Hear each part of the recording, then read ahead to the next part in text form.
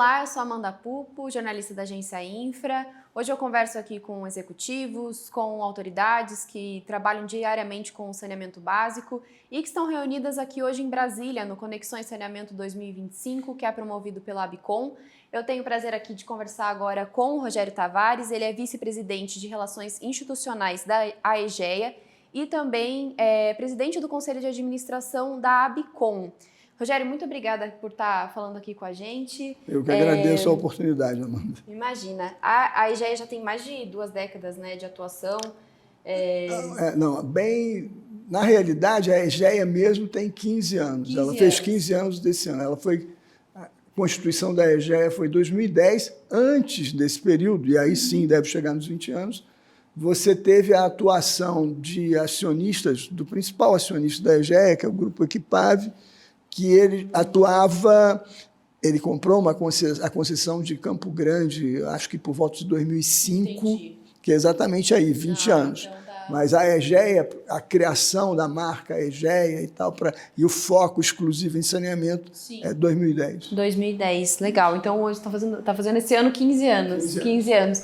E já se consolidou assim, como a principal operadora, né, de saneamento no Brasil.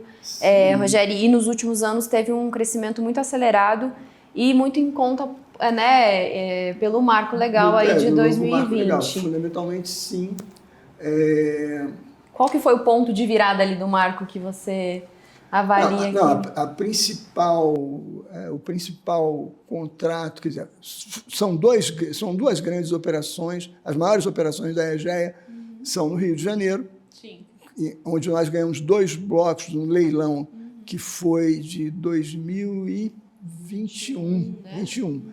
E com esses 2 blocos, as áreas são 27 municípios. Nesses 27, o Rio de Janeiro está incluído, não a cidade inteira, mas a maior parte dela. São 126 bairros, se eu não me engano.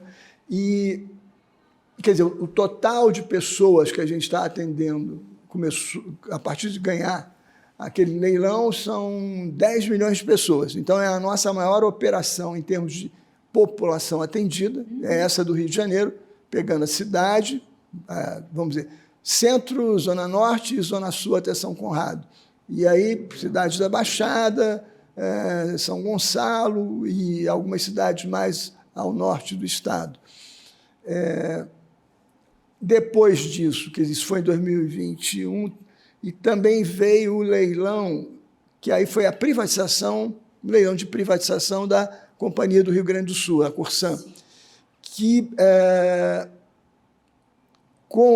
ao ganhar o leilão e assumir o controle da companhia estadual, ficando com as ações que eram do Estado, que eram praticamente todas elas, né, 99 ou alguma coisa assim, aí nós colocamos, se você trouxe com isso mais 6 milhões e 500 mil pessoas.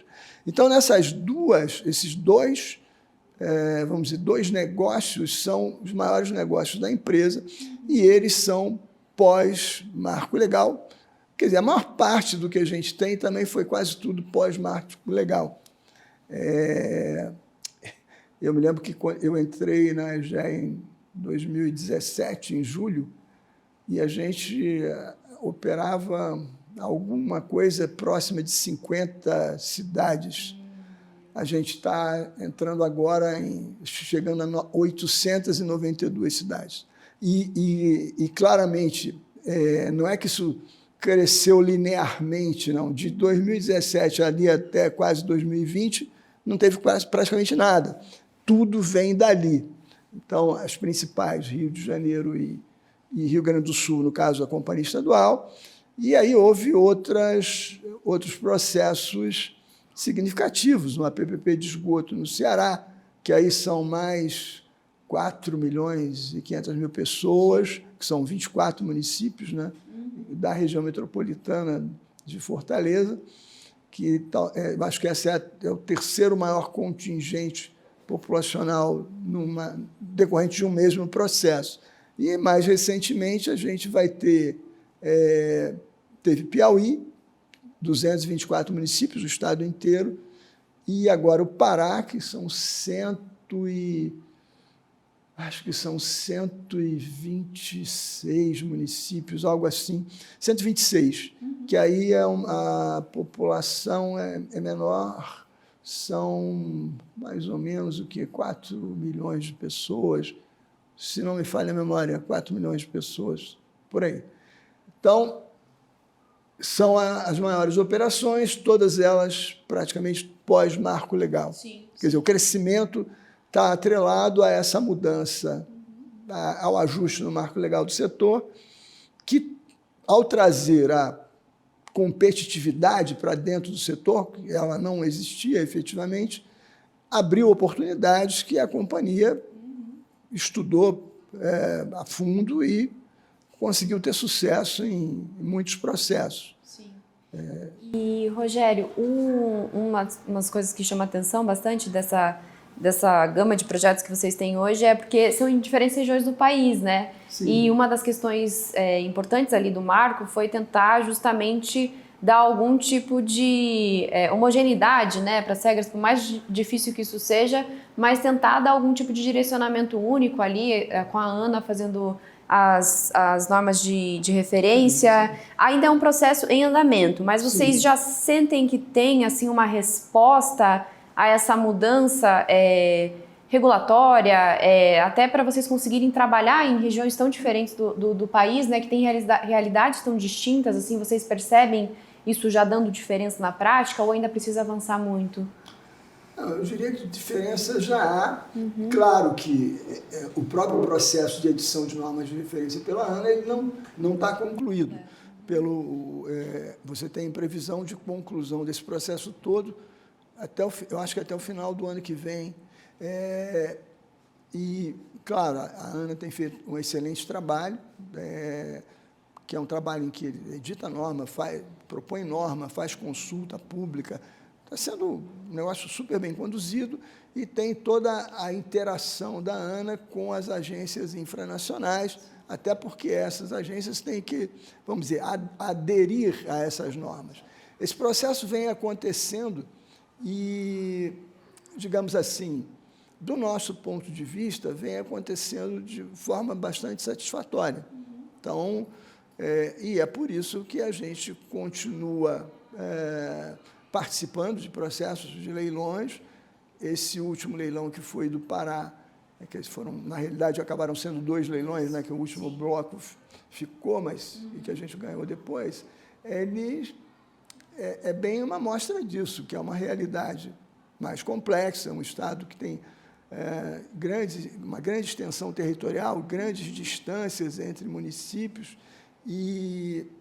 mas ainda assim, com modelagem que o BNDES desenvolveu e tal, dá para se...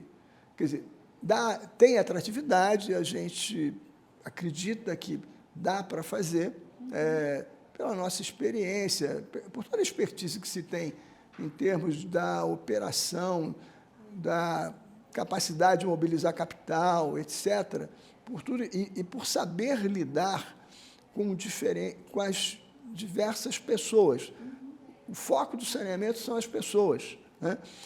A gente procura trabalhar focando as pessoas, focando a casa de cada um, conseguindo entender a realidade de cada lugar, principalmente até porque aonde a gente está tendo que levar saneamento e não tinha, são áreas muito pobres em geral, que eventualmente muitas não dispunham de água tratada, esgoto, obviamente, nem pensar, não tinham, e você está conseguindo dar soluções, às vezes, soluções absolutamente customizadas para, por exemplo, áreas de palafitas ou áreas de comunidades em morros e etc. Você tem que buscar soluções para conseguir chegar com o serviço, soluções não convencionais, mas que são factíveis. É questão de você estudar, e pensar e botar para funcionar.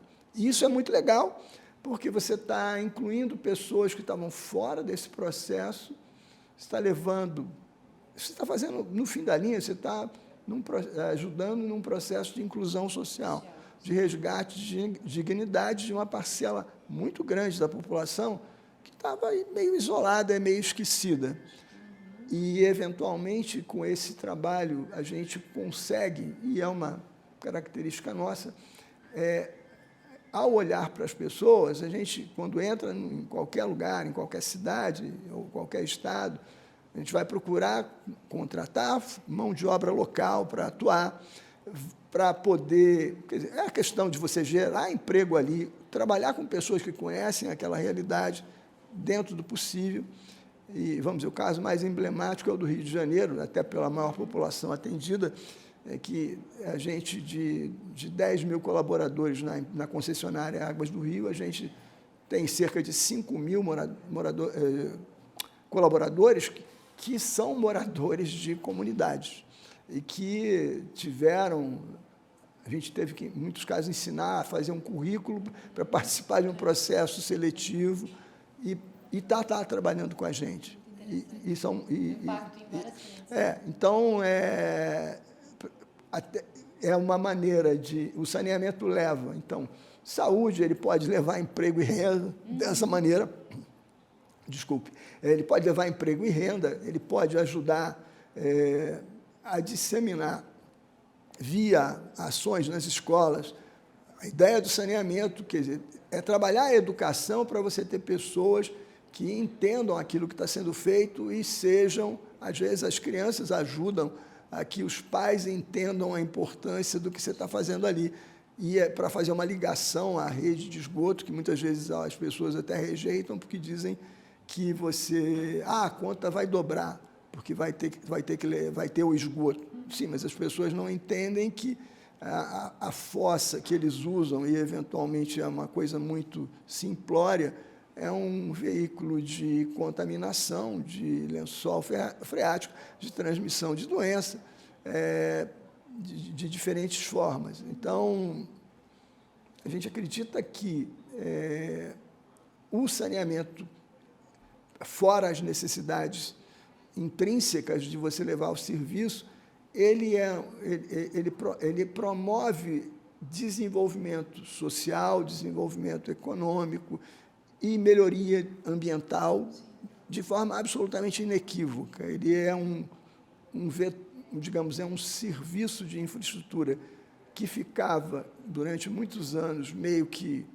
escondido, ninguém dava muita atenção, até porque, nas áreas mais favorecidas das cidades, em geral, ele existia, de alguma forma existia, mas nessas áreas mais carentes, não, mas esse pessoal também não tinha muita voz para reclamar e ficava por isso mesmo. E pensando nisso, assim, nessa transformação toda que o saneamento traz, Rogério, a gente tem os 5 anos do marco agora, né, que deu uma caixa importante ali de ferramentas para o setor, mas também o setor tem chamado muita atenção, que também tem que olhar para frente e não deixar mesmo que as coisas eventualmente regridam, né? Eu queria te ouvir um pouco sobre o que você acha que é relevante para a agenda política mesmo, pública, regulatória, de avançar nos próximos anos para que os investimentos continuem ocorrendo como devem ocorrer. A gente teve aí recentemente essa questão da reforma tributária, né, que preocupou o setor, também aquela mudança, uma possível mudança no instrumento das debêntures para o ano que vem. Então, eu queria ouvir um pouquinho de você o que não dá para deixar retroceder, né, e o que a gente tem que avançar aí para além do marco legal, aí, que já tem 5 anos. Bom, é óbvio que para todo mundo, na medida que o saneamento ganhou uma relevância, ganhou até um espaço de mídia que ele nunca teve, né, desses anos para cá, principalmente desses 5 anos para cá, vamos dizer, fica mais palpável para a sociedade a necessidade de tê-lo. Então, isso explica a movimentação. Embora a lei diga que tem que universalizar, etc., há muitas leis no Brasil que não colam, a gente sabe disso, né? Vamos pegar a Política Nacional de Resíduos Sólidos, previa encerrar os lixões em 2014, nós estamos em 2025 e, segundo eu li outro dia, ainda tem 3 mil lixões por aí. Ou seja, há coisas que não avançam e, tudo bem, estão se fazendo um esforço agora, mas já a questão de saneamento, vamos dizer, água e esgoto em si, ela ganhou importância e tem, por exemplo, eu tenho uma tese de que a pandemia, com todos vamos dizer, com toda a tristeza que ela trouxe, ela fez lembrar que você precisava lavar as mãos, né? E isso era uma coisa que, na época, o Ministério da Saúde colocou, todo mundo tem que lavar as mãos. E, para você lavar as mãos, você tem que ter água potável. E você, naquele momento, lá você tinha, pelo menos, 35 milhões de pessoas sem acesso à água tratada em casa. Fora locais onde a água, teoricamente, existia, mas o fornecimento sofria, e sofre, em alguns locais ainda, intermitência, ou seja, você não tem água 24 horas por dia, 7 dias por semana, em muitas cidades ainda. Então, a consciência da importância da água tratada, ela apareceu no meio disso tudo, e acho que isso, de alguma forma, ajudou nesse processo de que, bom, tem uma lei que dá um prazo para esse assunto ser resolvido, o que, como eu vi hoje aqui no seminário, é a única lei em que bota prazo para alguma coisa claramente ser alcançada em termos de universalização, e, por conta disso, e pelo sucesso dos leilões iniciais, houve uma mobilização de estados e municípios, mas principalmente de governadores estaduais, que está ensejando esses processos todos que vêm acontecendo, e alguns que o BNDES ainda está modelando. Tem 9 lá processos que o BNDES ainda está modelando e que são significativos. Então, de uma certa forma, mudar, quer dizer, reverter esse processo, eu entendo difícil, porque ele hoje é um processo que está todo mundo cobrando, pela consciência de que saneamento é, para começar, a saúde, o que não foi reconhecido na época da discussão da reforma tributária, mas chegou a ser colocado, né? Ele é saúde, essencialmente. Qualquer médico que você fale vai dizer que você ter água tratada e afastar o esgoto da sua casa para tratá-lo e devolver em condições aos corpos hídricos, isso é tão importante quanto foi a criação das vacinas e da penicilina, dos antibióticos, vamos chamar assim, né? São coisas essenciais para a saúde das pessoas. Sem isso, vamos dizer, a expectativa de vida da população brasileira e de outros países que vem aumentando período a período, não teria sido possível. Então, eu acho que voltar ao que era, você bloquear os avanços que a lei trouxe, eu, particularmente, não acredito, porque não há mais ninguém. Você pode encontrar um ou outro lugar que ainda defenda que só pode ser o operador público. Não, hoje, vários operadores públicos estão trabalhando em parceria com a iniciativa privada. E a lógica da lei não era tirar operadores públicos, era trazer operadores privados para que, junto com operadores públicos, conseguisse rapidamente resolver o problema da universalização do atendimento. Então, a minha leitura é que não vejo reversibilidade nesse processo. Claro que você tem algumas coisas, a própria questão da reforma tributária, de saneamento não ter uma alíquota diferenciada, eu acho que é uma coisa que ainda pode ser discutida mais adiante, porque ele impacta diretamente na saúde, e sem ele, em qualquer lugar em que a gente opera mais tempo, os indicadores de doenças de veiculação hídrica, a partir dos investimentos em saneamento, de você levar a água tratada onde não tem e fazer a coleta e tratamento de esgoto, você mostra que a curva de doenças de veiculação hídrica, de ocorrência de doenças de veiculação hídrica, é uma curva descendente, drasticamente descendente, ao longo dos anos. Quer dizer, tem cidade, o caso clássico que eu cito é Campo Grande, que a gente opera, no caso a EGE, desde 2010, que caíram mais de 90% os indicadores ao longo desse período. Quer dizer, você vai dizer, quase que erradica doenças de veiculação hídrica por uma oferta de um serviço de qualidade, que e que as pessoas possam pagar, claro. Não se pode discutir também que você tem que oferecer o serviço em patamares tarifários que a população possa pagar. Daí a importância de haver tarifa social para colocar, para as pessoas que comprovadamente não têm possibilidade de pagar a tarifa básica completa. Você já tem uma lei sobre tarifa social que tem aí alguns ajustes ainda, mas que, de qualquer maneira, ela sinaliza que isso é essencial. E eu entendo que é possível, a gente consegue fazer, e no caso da própria EGEA, a gente tem já nesses locais onde a gente opera, a gente vem crescentemente colocando famílias nessa faixa de tarifa social. A gente já tem pelo menos 2 milhões de pessoas incluídas em tarifa social e crescendo, ou seja, até para cumprir agora a lei, a gente, e como a gente está em muitos lugares, a gente está entrando há pouco tempo, então a gente vai, pela lei e por uma convicção nossa, implantar. A gente já vinha implantando em muitos lugares antes da lei sair, porque você tem que levar o serviço para quem não tem por um preço que ele possa pagar. Não adianta você querer cobrar uma tarifa. Não, você pode criar um subsídio cruzado no modelo tarifário que as pessoas, empresas, etc., com maior capacidade financeira, paguem um pouco mais para você ter uma oferta de serviço para quem não tem capacidade de pagamento adequado, a um preço que ele possa pagar. Inclusive, que normalmente é assim, você cobra 50% da tarifa básica de oferta em termos de tarifa social, mas há lugares em que você tem que cobrar menos que isso. No caso de Manaus, a gente criou lá o que a gente chama de tarifa 10 reais para água e esgoto, para famílias que vivem, sabe, no limite da sobrevivência. Ele não tem dinheiro, quase que às vezes, para comer. Como é que você vai exigir que ele pague 30 e tantos, 40 reais?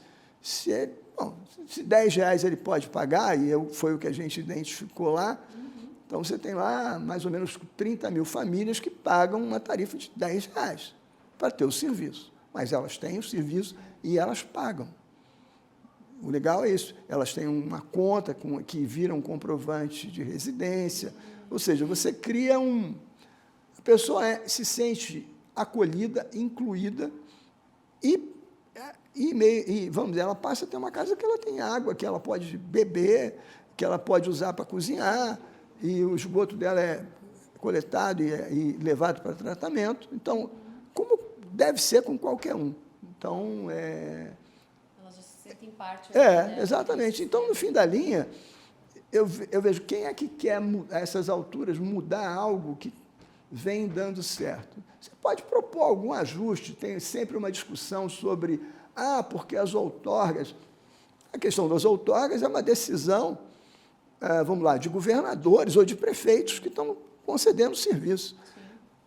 Sim. Idealmente, se não tivesse outorga, ou se ela fosse, vamos dizer, minimizada, num modelo em que você entra com um leilão dando um desconto, se estabelece, tem que dar um desconto de até 20% na tarifa, por exemplo, na tarifa vigente. Se todo mundo der 20% de desconto, aí sim, ou você coloca uma outorga fixa, eu quero um desconto de até 20%, quero uma outorga de X.